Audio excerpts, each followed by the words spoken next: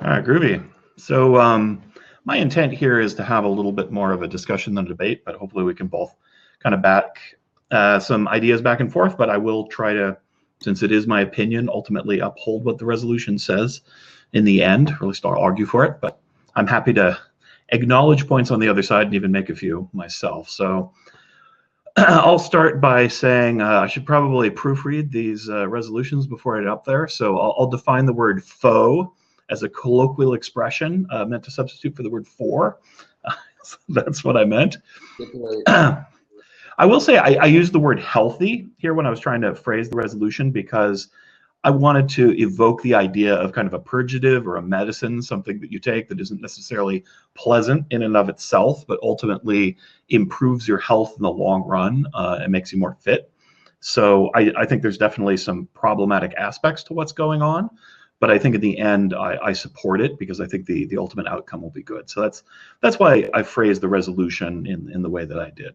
And I tried to use the word alleged because we don't know the absolute truth of each of these allegations. There's lots of contention out there, so I wanted to recognize that many people are arguing back and forth whether these things are true or not, or whether they would hold up in a court of law, et cetera. So we can talk about that a little bit too in the course of this. So I think there's 3 points here that I have written down. Now I had to kind of prepare this shorthand. We moved the date up and I was just judging a debate. I didn't know I'd have to judge. So a little rushed here, but here are the kind of the 3 reasons why ultimately I think it's healthy and a good thing for us. So one, it sends a loud social message that this kind of behavior, sexual harassment and inappropriate activity in the workplace, is severely disliked in society. It's not just sort of, ooh, you're a bad boy. It's, no, you're wrong. You should stop doing it, and we'll punish you if you don't. Number 2, I think it's long overdue that we send a message of kind of respect and professionalism. Most of my life, I've always myself tried to hold up to these standards. I don't touch people unless they give me permission to touch them, and I don't make sexual advances at people at work, and I don't call people sexy names, and I don't grab people's breasts, and I don't kiss people when I'm trying to hug them or grope them. I don't do those things. I never did. I always thought that was very ungentlemanly. I kind of grew up in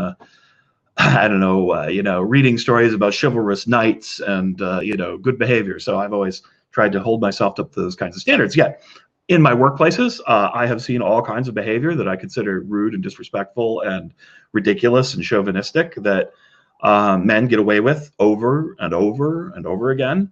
And even when people complain, people are like, oh yeah, he's a real hound, right? But nobody does anything. Management knows they do that. The employees know they do that, but no one does anything. No one's interested in protecting other people from this person's predatory behavior. And I've always hated that.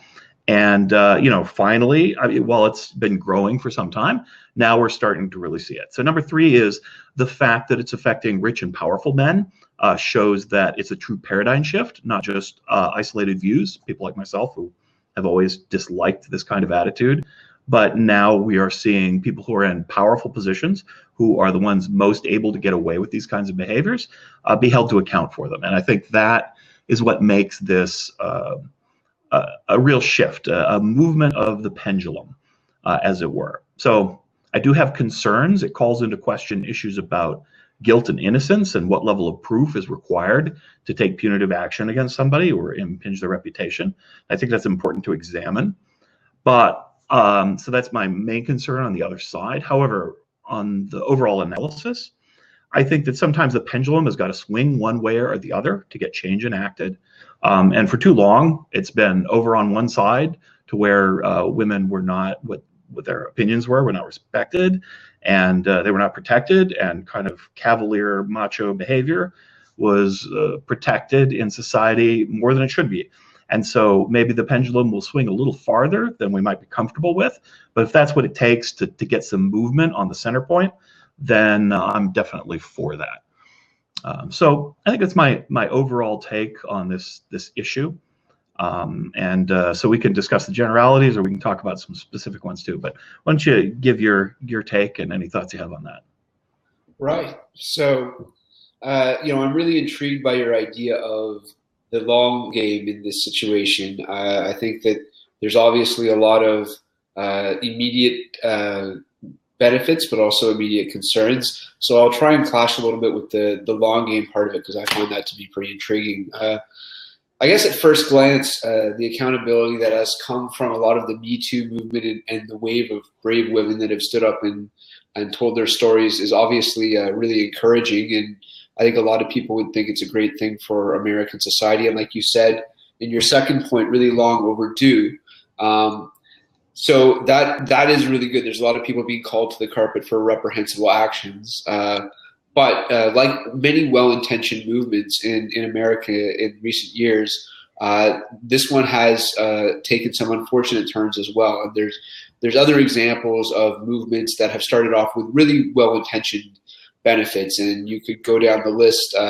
Black Lives Matter movement was something that obviously people responded really strongly to in terms of the videos of young black men being gunned down by police. I think that had some very well-intentioned, beginnings. And then there were some incidents in Toronto here, where close to where I live, we had a Black Lives Matter protest against police taking part in a gay pride parade.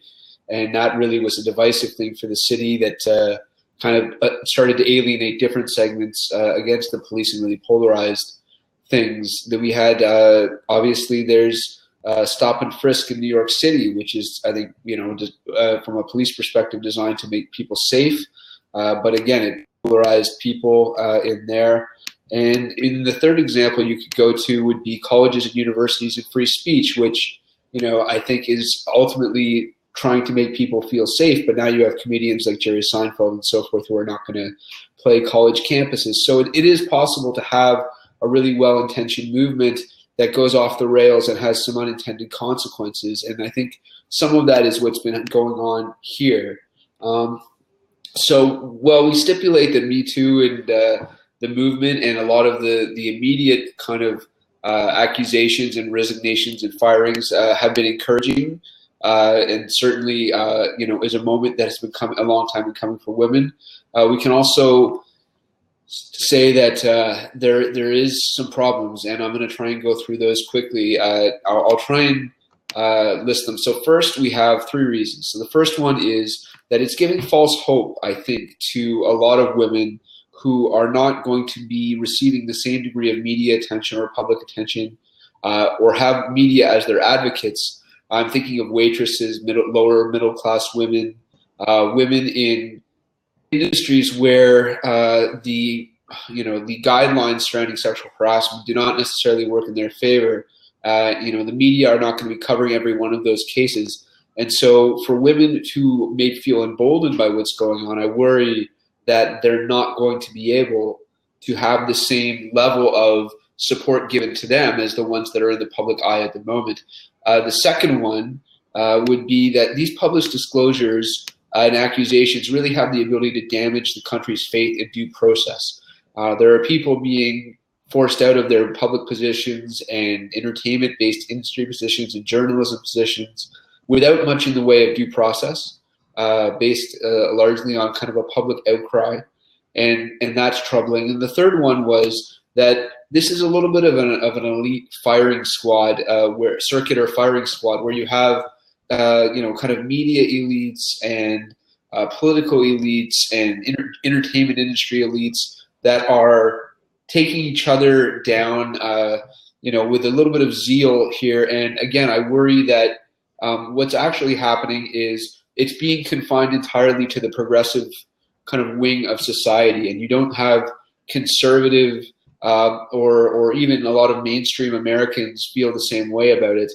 So is it useful in the long run if it's only a certain percentage of society that sees these stories and these accusations as credible, when a large swath of, I think, the American center right and forward is not really seeing them the same way. So those are my 3 pillars of my constructive case, and I'll send it back over to you. Cool. Okay. Well, let's.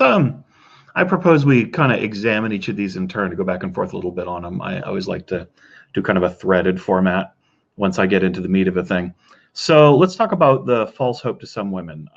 So the idea being that,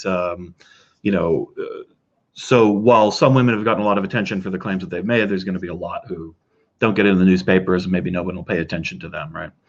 I think, let's see.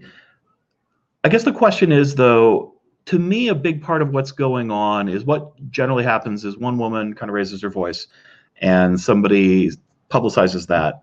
Then other women see that, and it's kind of like the Me Too thing. They're like, yeah, and they want to join in on that and say, yes, I also had this experience. And that the first person stepping forward, maybe it's not usually the first person. Actually, I think that I've seen some studies. It's actually usually the second person that joins the first. So you've got to have a first person who's very brave, and then a second person who's fairly brave. But by the time you get two people unified in something, the rest quickly follow in. Like then the gates are open, and it's not just a crazy person that you'd be standing next to. It's people, and so you're part of a group, and you can move in and participate in this activity that otherwise you were trepidatious to for one reason or another. So to me, the biggest impact is supposed to be this kind of overall thing where people are saying, you know what, I'm not going to be quiet anymore. I'm actually going to voice what I've been saying privately or what I've been saying to myself. I'm going to put those words out in the public. And the more people that do that, then the more impact it all has. And so it's kind of like a snowball. Once it gets going strong enough, it builds and builds and builds. I agree. So I guess what I'm saying is I'm not sure the media attention for an individual is the important part of this. It's the number of voices that are kind of coming out in concert, and that empowers other people to speak up. So whether you're right, some people are going to speak up and they're going to be disappointed because nobody's going to listen. That will happen for sure. And that can have a retrograde effect, of course. Because there are some situations where, the person has a sterling reputation. Nobody's going to believe what they say. It seems outrageous because some people are very devious and very good at hiding what they say, right? Or hiding their true nature from others. So there's going to be instances like that. So I guess I'm just looking for a net benefit. My main interest, and while it should be protecting women, which ultimately is the goal, but I think the step to that is to change men's attitude and behavior in the cultural sphere. So, well, I think you're right about point number one. I think, to me, it's those other benefits that I'm really looking to and that I think are going to have a big impact. There will be individual disappointments, but it's about a cultural change. Have you been following this to a degree that you kind of see the importance of the investigative journalism in this? And I'm asking only because of the kind of involvement of the media in loosening a lot of the accusations, kind of providing a little bit of police work that the police aren't really involved in, right? They're verifying facts, they're digging out stories, they're making accusations more credible in the public sphere. And then once those are out there, I think that's what's shaking a lot of these, powerful men loose from their positions. So interested in your take on it. It's a good point. I personally tend to I look at the headlines, and I tend not to be terribly interested in all the details because I'm interested in the overall social attitudes rather than in any individual case. I have engaged in a couple debates with people on specific instances, just getting into some really gritty detail about who was lying and who wasn't lying, that kind of thing. And what kind of judgments I or my opponent draw from the information that's available. But, those are, to me, pretty academic, because, again, I'm mostly interested in just seeing broader social movements. I've seen a lot, since I was a kid in the 70s. Gay rights has come a long ways, in my opinion. Rights for minorities has come a long way, and things for women have come a long way, too, right? So I've seen a lot of progress. I'm always interested in that general movement of greater egalitarianism and inclusiveness in society and respect, right? So that's my main focus. I haven't read a lot of the news stories, but I think you make a good point. I think it's true that these women are getting support from the media and the institutions, partly because there's a sense that my thing on the media is they're interested in telling things that people will get excited about. And I think there's a latent interest in these kinds of movements, and so they like to talk about it because it gets them attention, it makes them money. But they are, in effect, helping these people out in that process. I'm sure individual reporters have more personal motivations, but the media as general has this. They like to make money. So whatever people want to talk about and get excited about, that's what they'll be reporting about. Right. Yeah. You bring up the money thing, which is important. I mean, I think my worry for women in the working class and lower classes, like we've been talking about, is that they don't necessarily have the same economic model in their jobs and workplaces as some of these other folk. I think the reason you see something like Netflix dropping Kevin Spacey, for example, from House of Cards, is that they have a demographic audience and an economic model which is very susceptible to boycott and social reaction and things of that kind. I mean, people can unsubscribe to Netflix, but because of their relationship to Kevin Spacey.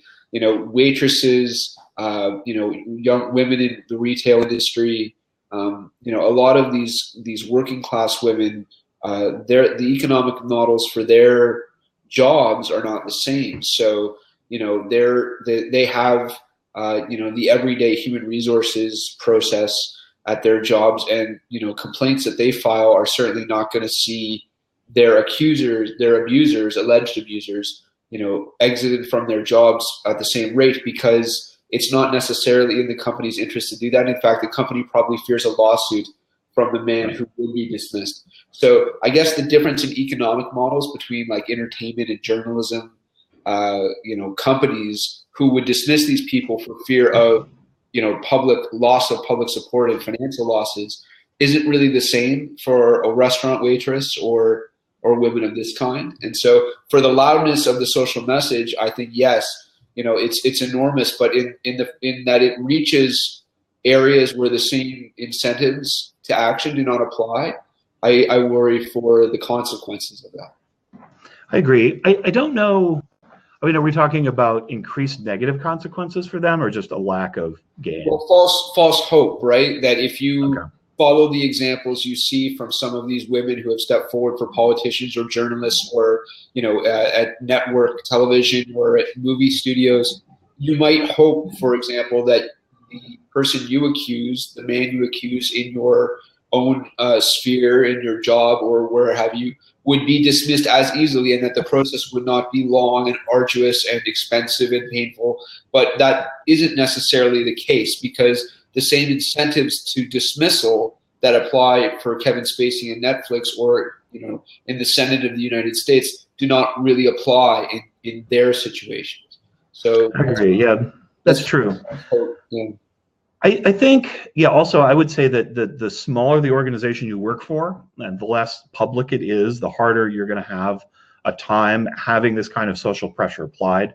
I guess we're seeing politicians. I don't think it's just about the power of the women who are victimized, right? Because we've got like Roy Moore, and the people accusing him are not powerful women. They're average folks, right? And that's the case with a lot of political ones. They're people that these politicians meet, or staffers, and they take advantage of them. I think that the more public the figure is being accused, or the company that employs the figure being accused, the more likely there'll be a strong reaction by that authority to get rid of those people, or to put pressure on them, in the case of politicians, to get rid of themselves, since they can't really be fired. They have to resign. So if you're working for a small company that has a very small public footprint, it's like a B2B business or something, Logger Tech is not, is treating its employees poorly. No one even knows who Logger Tech is. Logger Tech doesn't care about public opinion. So I think you have to be, it really helps to be in a business that gets public attention. Now, if you work at McDonald's and you make a big stink in the media, your local media about your local McDonald's, they might pick it up because that's the hot topic these days. Now's your chance, by the way, in a way, right, to get these things out there. Although eventually you get to kind of a maximum attention level. But in the local media, you could get some attention, and so if it's a public company, then you're likely to get more impact. But I would also say, and let's transition, I think, to our next one, a lack of due process. I also want to say that people who make false accusations and then make a big noise about it are ultimately really hurting this movement, right? Anybody who cries wolf and gets caught is ruining the lives of other people, because it's going to make it that less likely they're going to be believed. So when we move into this lack of due process, I really do think it is a problem. I know that people get falsely accused sometimes, right?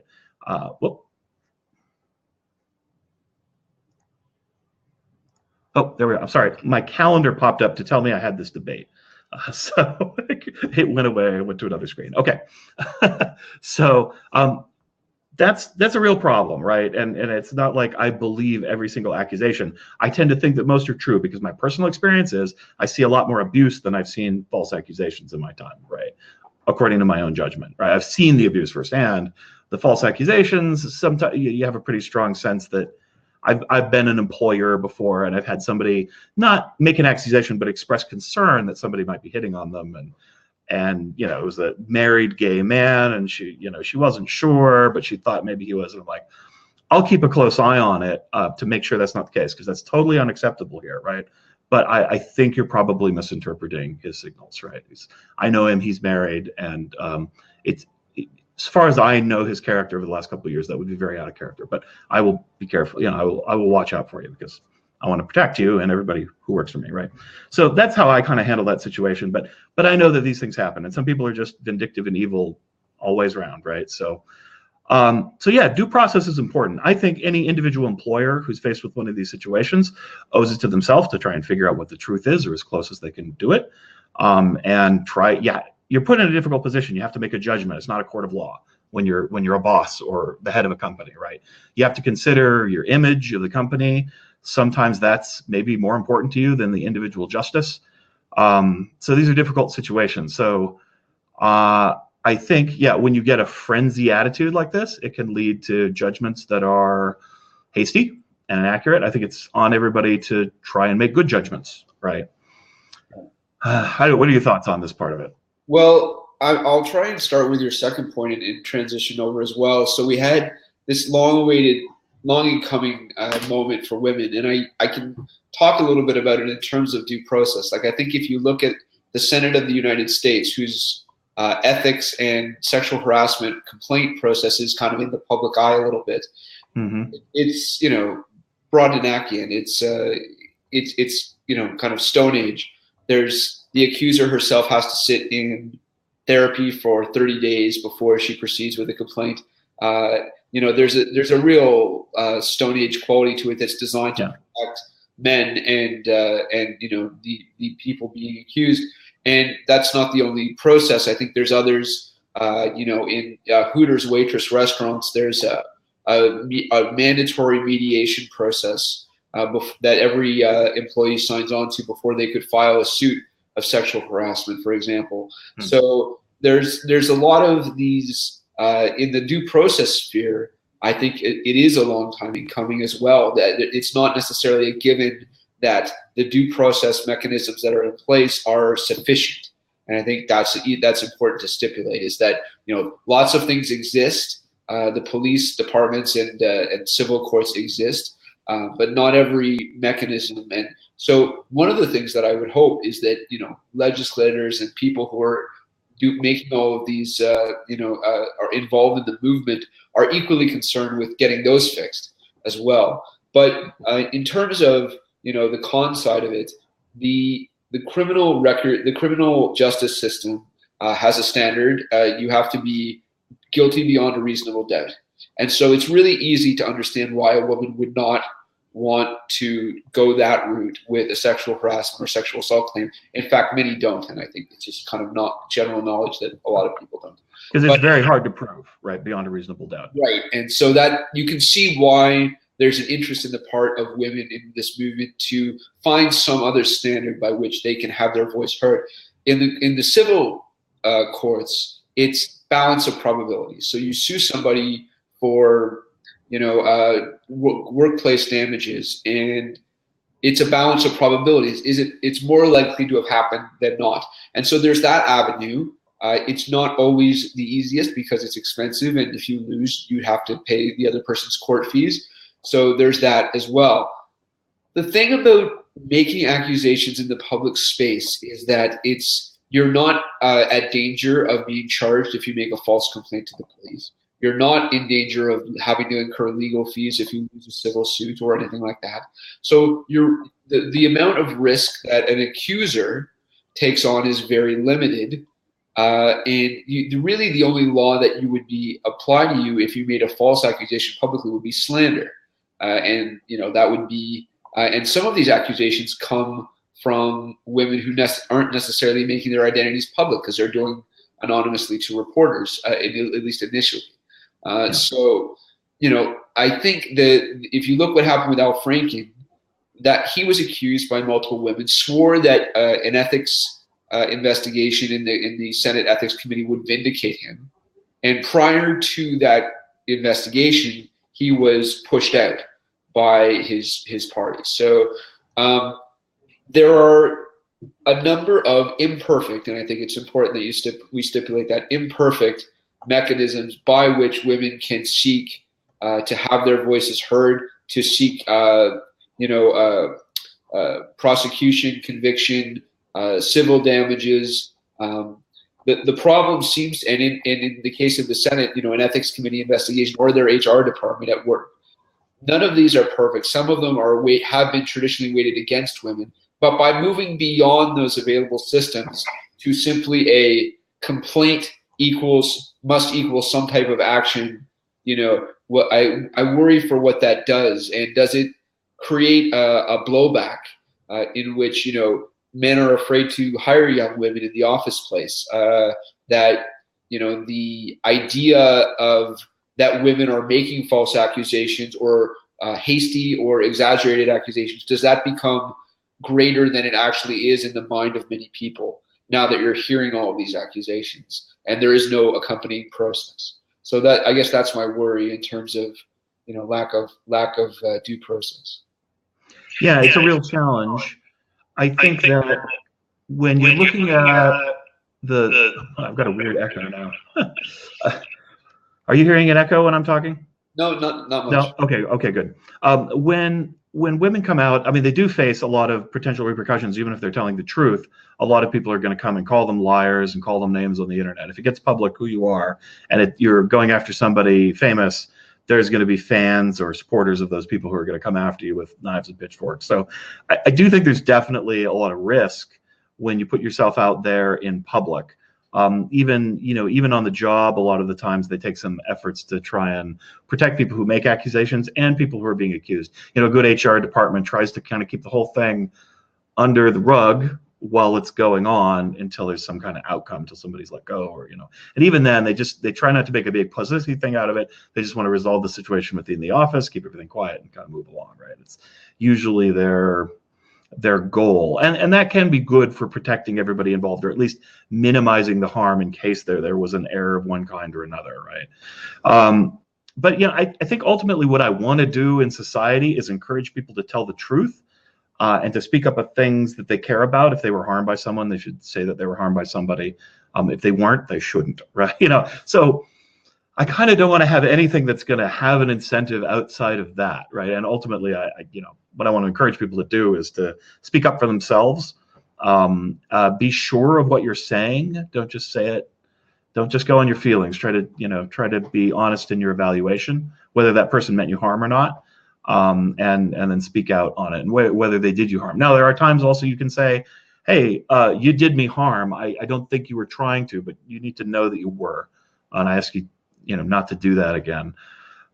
Unfortunately, that option doesn't get brought up as often. Although in some of these cases, the women were like, I just wanted to, say that this thing happened, and then the person apologizes, and then the woman says, okay, that's great. I accept that apology.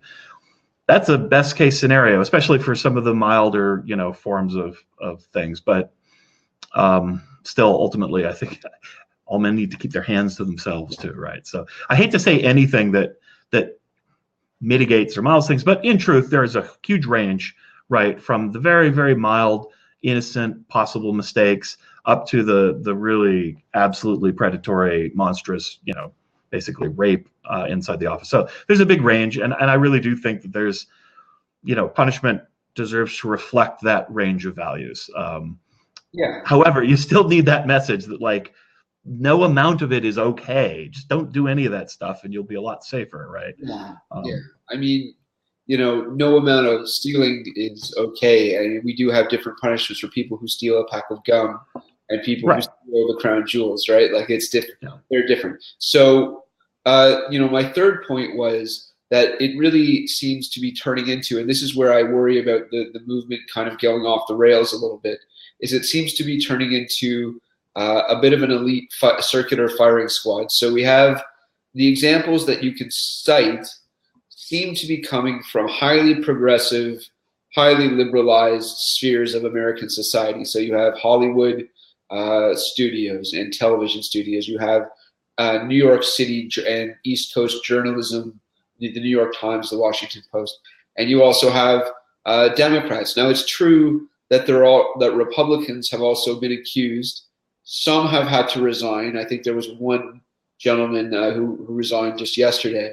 But yeah, Trump, somebody. But by and large, on the American right, and certainly in certain cultural spheres, you see this resistance to, even the most serious accusations. And of course, at the top of all of this is Donald Trump, who, took the hard stand that he was simply going to deny that any of this was true, and that these people would be sued later on. And his supporters just simply chose not to believe or not to assign serious weight to those accusations. And so, what I worry about is do we further strengthen the political divide if this movement is, dedicated to taking down people who are easily taken down because of their political affiliations, and do women in conservative spheres of the country, feel comfortable coming forward when it's obvious that their, surrounding communities are going to be less supportive than they would be if they happen to live in Washington or New York or Los Angeles or these type of things, so I worry that, in having some success holding powerful men to account, and this goes to your third point, which is, it's obvious, and I think completely, true, that a lot of powerful men are being held to account on this, but powerful men are being held to account in what would seem to be very liberal progressive spheres, and there seems to be some resistance to the same type of accountability in conservative spheres of the country. And is that a healthy thing to continue? Would it just add to the polarization? Yeah, it's a good question. And there's a lot of people on the left kind of hand-wringing because Al Franken was, a valued member of their political cadre. And so they were in a difficult bind where they've got a pragmatic concern of an ally and, an ideological concern that you're trying to pursue.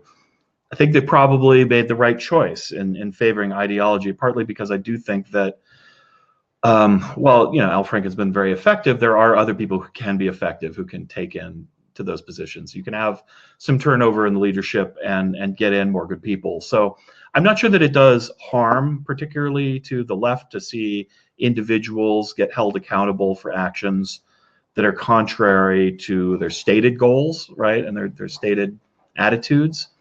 And that's part of, I think there's you might say, a cleaning of intellectual dissonance. There are people who will say one thing and then yeah, but that doesn't mean this, because this is harmless because I'm doing it, right? And I'm happy to see that kind of hypocrisy get burnt out, as it were, on the left. Not that I'm a hard partisan leftist, but I tend to be in that camp because I shy away from the other camp a lot. As where it's natural on the other side, civil rights and women's rights issues and equal treatment have always been, they're universal values, but they're taken more radically and seriously on the left than on the right. So there's a gradation. They will still react with abhorrence to truly abhorrent situations, right?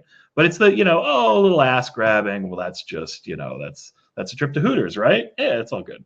Yeah, not so much, in my opinion, right? I'm a little more absolutist about it. So it's natural that when the pressures come within, that the left is going to burn faster than the right is. But I do think these things come around. They bleed over into the middle, and to people who are, on those borderlands, swing voters and that sort of thing, and then they bleed into the other side a little bit too. And I think it still has a shift just to anybody who's powerful. And, and certainly Roy Moore has suffered a fair amount of aggro from it, right? He's taken a lot of heat. It's affecting his election, probably. I mean, there's lots of reasons that people might not like him other than the allegations against him. It's had an effect. It's not damning like it is, and Donald Trump has managed to get away with it but for Donald Trump, it's like, you voted for Donald Trump. You kind of have to know what you're getting into. I presumed people understood his character was misogynistic and that he would just deny anything anyone said bad about him, right? Because that's who he is, right? So I assumed everyone who voted for him knew that going in, and they would continue to support him no matter what, unless again, if they veered into the absolutely horrifying, they'd probably turn on him. But it's got to take more than just innuendo and him saying dirty things and being kind of a jerk, because that's just who he is. Yeah. So I don't know. I don't know if it does damage overall. I think it's kind of good for the left to ideologically purify themselves a little bit, especially on this particular issue that's not political. It's just about sort of treating people with respect. I'd like the left to do that as a general regard. So I'm kind of happy with it. I'm not sure if the left will suffer serious damage. But I'm sad that you don't see more of it on the other side. But I still feel like we are seeing a little, right? At least it's getting discussed. It may not defeat them as often, but it's not making their lives easy for sure.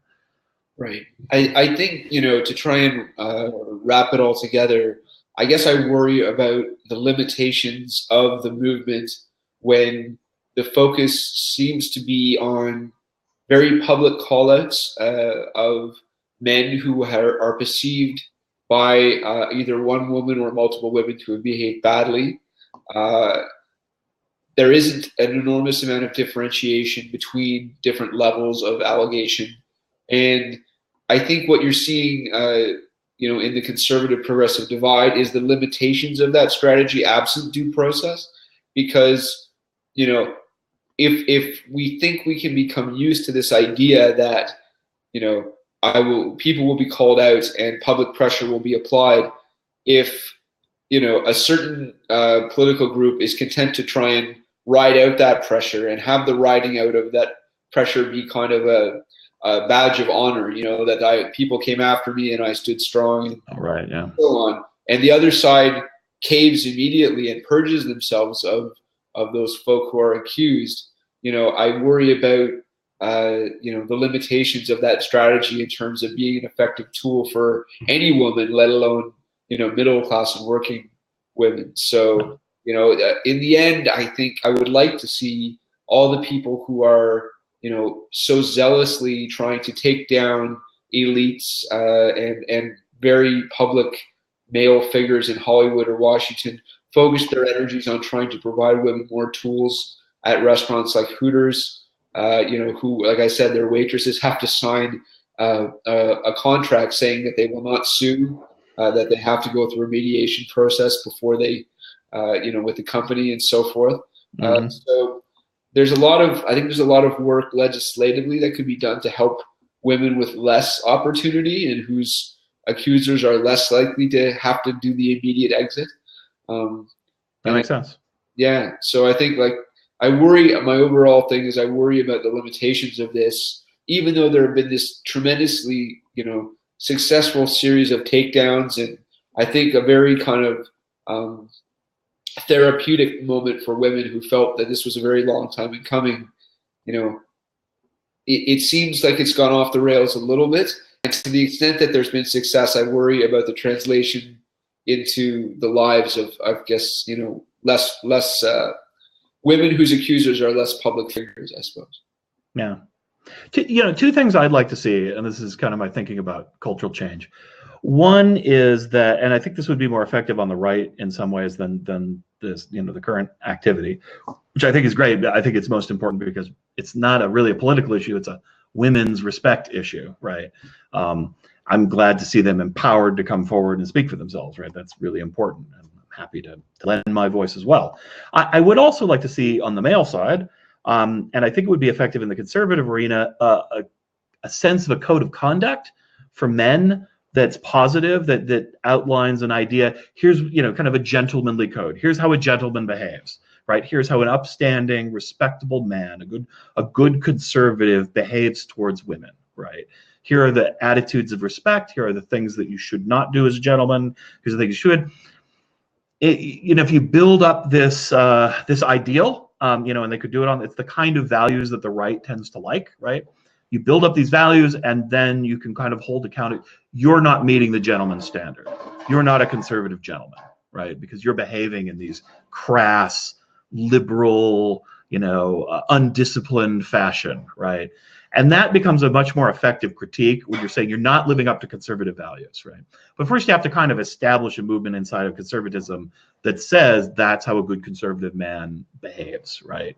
Yeah, it's only going to appeal to some percentage. There are some people who are anti-intellectuals and they're yahoos and they're just like, yeehaw, we're just rebels, right?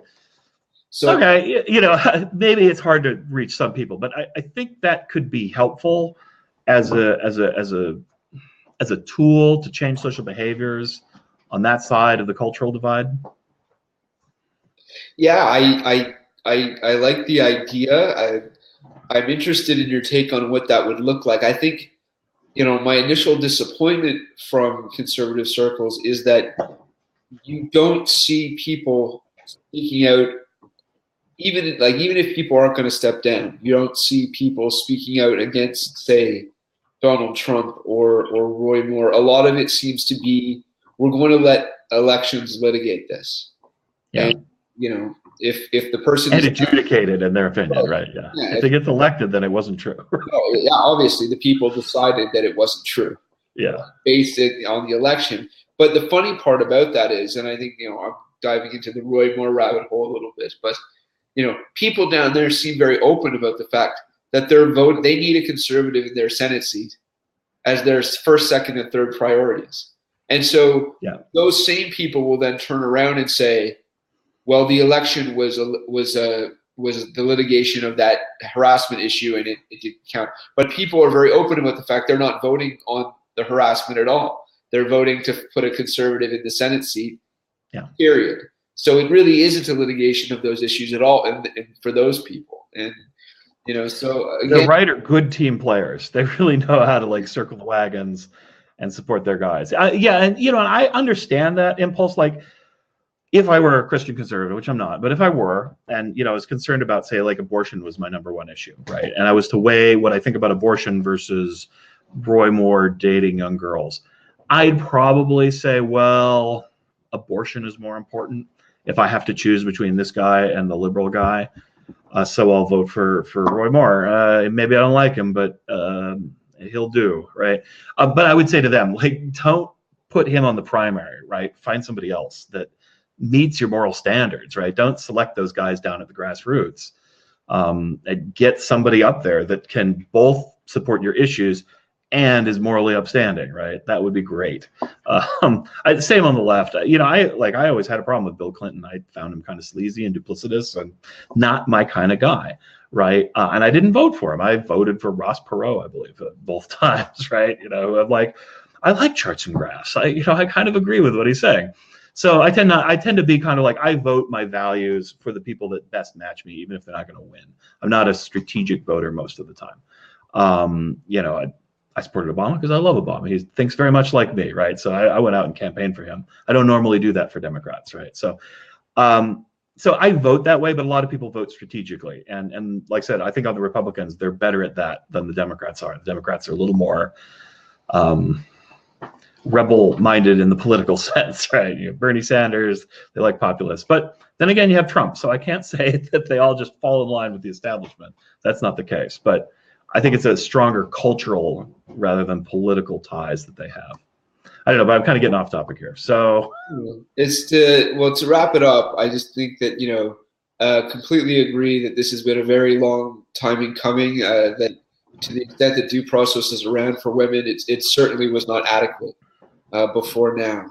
I guess my overarching worry remains just with the limitations of what can be accomplished with this, whether it affects only one political group or it affects only one class of person. I think you've made good points about that there is some evidence that it's seeping through to other cultural groups and other areas.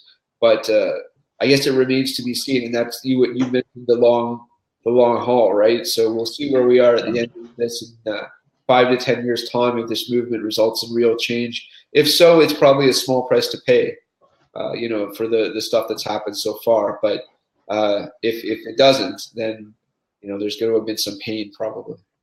Yeah, and I agree. I mean, maybe easy for us to say if we're not being accused, but again, while I don't know that all the allegations are true, I think that people who have multiple accusers come out and speak to their behavior probably have behavioral problems that they need to correct. So these things are coming to them by their own actions for the most part. So Yeah, my final words is I think this is good for America, but I think the most important thing we can do out there is A, speak the truth, and B, speak up for yourself.